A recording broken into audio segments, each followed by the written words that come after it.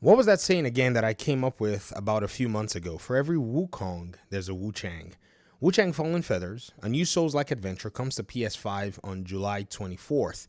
Witness battles against grotesque bosses in the new trailer. Apparently, they put out a trailer and they've now put out their own announcement date, and now we know, or they are telling us, that their game is going to be arriving in June of this year. Now, here's the crazy thing. This same game is going to be on Xbox Game Pass. I said this months ago. I remember some people were giving me flack. Xbox fans. Well, VG, this kind of hurts, man. We want to play Wukong. What's Xbox doing? What's going on? Why can't we play it? They should not have made this. They started losing faith. Guys, I have the record. Xbox fans, this is not PlayStation fans. I see PlayStation fans, they come in, they want to troll. They're like, well, Wukong is not on Xbox. And I laugh at them because in their minds, they think that there's something that is quite special about what they've said. Because we kind of all suspected, though, that Wukong game was money-hatted by PlayStation. They didn't want to admit it at first, right? Until Phil Rosenberg comes out and talks about how his team worked with these games, which all ended up to be exclusive games, and also mentioned Black Myth Wukong in that particular statement. After all of the hypothesizing that we did with the hardware and talking about how the Series S could run it based on the fact that the Steam Deck ran it, it exposed the flaw in their arguments that a lot of these people were deflecting. And now, another game coming from developers out of the region, the Chinese region, it is now evident that most Xbox players are no longer going to be thinking about Wukong anymore. This is the thing about video games. There are too many of them, and they're flailing thought. Anybody who may think that their game is very special is dreaming. You really have to find your fan base and cultivate them. And the developers at Game Science, good thing that they have a huge PC fan base. Wonderful. That game basically did very well in China and so on and so forth based on Chinese lore. I don't think PlayStation was the crux of their success. It was basically the market and the culture within which they made the game, and then a PC audience at the end of the day. Were it not for them, if it was solely an exclusive game, game would have sold below potential, especially when you see the fact that the game sold, like 3-ish million units on PlayStation? I don't know.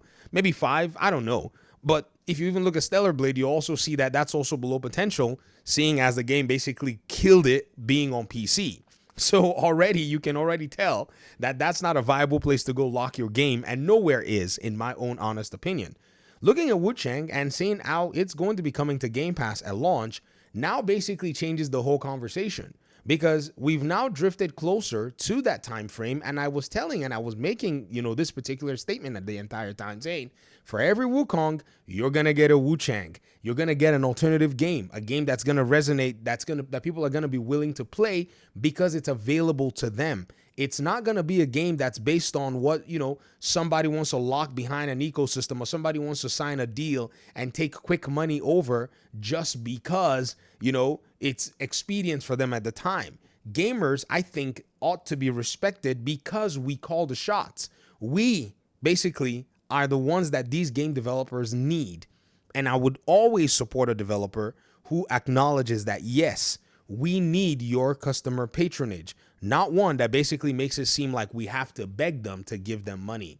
And these folk over here that are actually doing the WuChang game, I just want to say that I'll be very happy to support them. God willing, June, nothing happens, nothing crazy goes on. It doesn't get delayed. As much as Game Pass is going to be a thing, I bought Black Myth Wukong. Actually, I got 2 copies of it. So by any cost, it will make sense to go ahead and support these guys. Even though I buy 1 copy and wait for another one on sale, it won't be a big problem. Because already, to me, it says that these folk, they really would love to pretty much see their game do well. And they're making the game available everywhere. And it also brings to light the reality here that Game Pass is now this entry point for some of these particular developers to come in here and remain successful. I mean, think about it. They got a bag and their game is still going to sell on other platforms. It is a win-win situation for them. PlayStation is going to market it because they want to go ahead and get their 30%. Xbox is going to market it. They want to get their 30%. And they're also going to market it on PC. And it's going to be on Game Pass, which also improves the value of Game Pass this year. If you don't have a Game Pass subscription this year and these games actually fall under your radar, it's an interesting question as to why. Why don't you have one? And I'm sure a lot of people are probably starting to think about one, because a lot of the detractors of Game Pass, including the content creators, also have their Game Pass subscriptions. I saw Paris Denard post something on Twitter today. He said, "Isn't it crazy that the people who keep telling you that Game Pass is not good for the industry all have a Game Pass subscription?" Which is wild, isn't it? Because these people, they have a Game Pass subscription and they haven't let go of it. You know, if it's one thing, maybe they got it for 1 month and they reviewed it and they were telling you, oh man, you know, maybe Game Pass probably doesn't work, you know, blah, blah, blah, blah, blah. But then at the end of the day, they continue to sit there, you know, using the Game Pass subscription that they're trying to tell you is not necessarily the best thing in the whole wide world. You start to wonder, are they secretly enjoying it? Are they holding out on me? The truth is they may be holding out on you, or they may be more interested in a console war over the value that you get to enjoy as a gamer. Looking forward to this. I'm really happy that, you know, games are going to gamers where they are. I do not like third-party exclusivity. I've always thought it was scummy. And so I'm glad that most of the industry is now resonating in a way that they want to appease the customer, who's always basically had, you know, the cards. You know, I mean, it's crazy, isn't it? Now, you've always had the power. You could always shift the industry how you wanted, but it took some circumstances to get some gamers to finally realize that, yes, this is the amount of influence that we wield. And it's great to see gamers actually be in that particular perspective. Talk to me in the comment section. Thanks for watching the video. Appreciate your time and audience. And hopefully we'll talk pretty soon in another one. Peace out.